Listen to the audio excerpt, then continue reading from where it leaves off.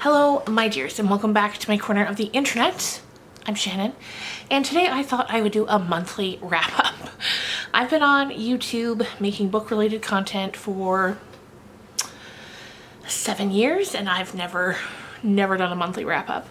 So I watch them. I watch anytime I see someone post a monthly wrap-up, I'm like, yes, tell me everything you read. And I've never made one. I think it's because where I do so many book reviews, like individual book reviews, I'm like, well, people have probably already heard me talk about these books. But then I was like, what about the people that don't want to watch a whole 10 to 20 minute video on one book? What about those people? What about them? So this is for you if you're one of those people, or if you just like watching wrap-up videos.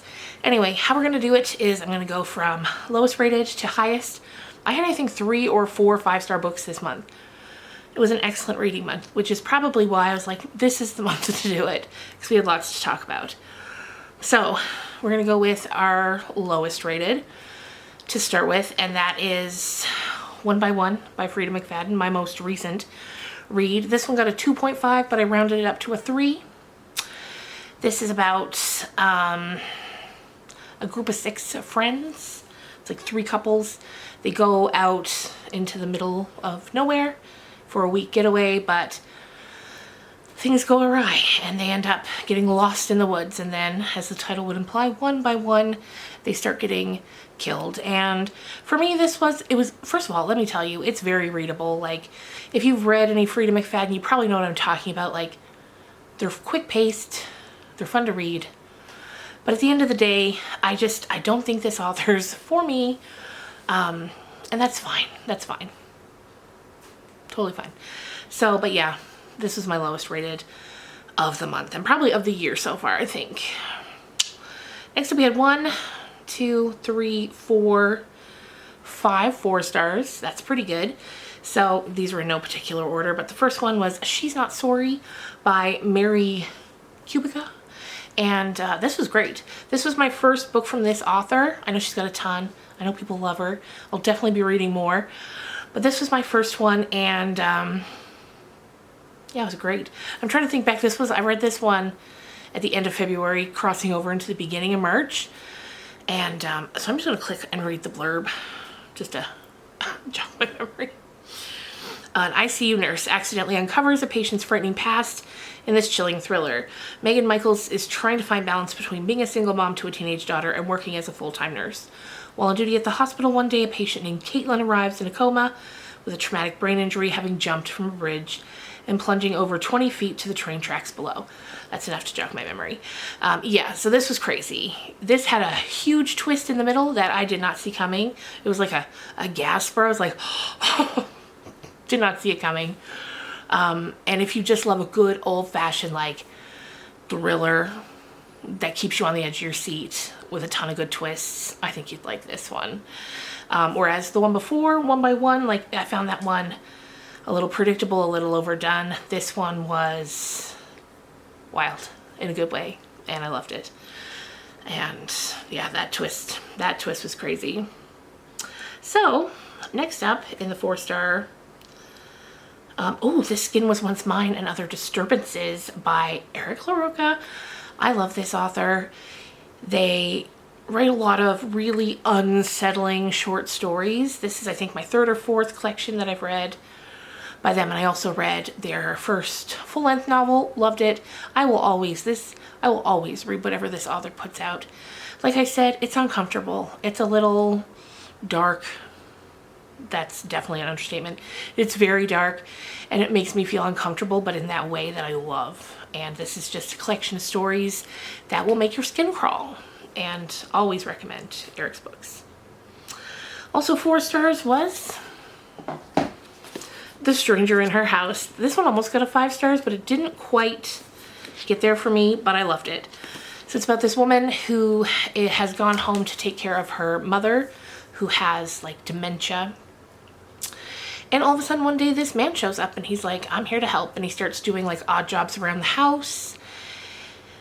And then all of a sudden, like, he's there all the time, and the daughter, she starts to get a little suspicious that like he wants something, like he's trying to take advantage of her mother or something like that. And once again, this one had a ton of twists. A ton of twists. John Mars is definitely good at those twists, and this one was crazy. It was crazy.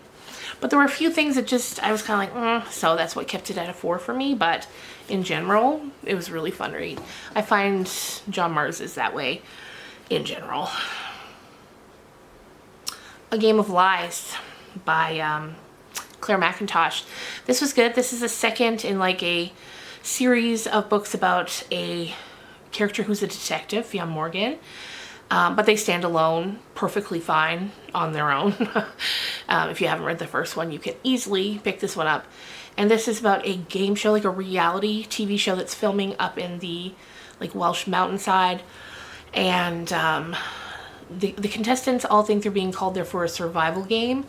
But once they get there, they're told that it's actually not a survival game. It's much worse, and it's something that could potentially ruin all of their lives. And things start going a little off the rails, and I enjoyed this one just as much as I did the first book. I think the first book's called The Last Party? Something like that. I loved them both. Claire's a great author. Okay, next up for the final 4-star, we had The Frugal Wizard's Handbook to Surviving Medieval England. And this was fun. I read this for my podcast that I record with my best friend Krista, and I had fun reading it. It's kind of like a fantasy sci-fi type of situation.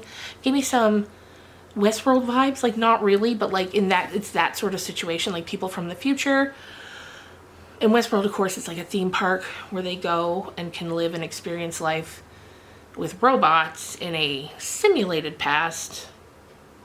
This is people from the future being able to travel interdimensionally, and they're interacting with actual people from a different past. So not the same, but like similar vibes as in futuristic people traveling to something resembling our past.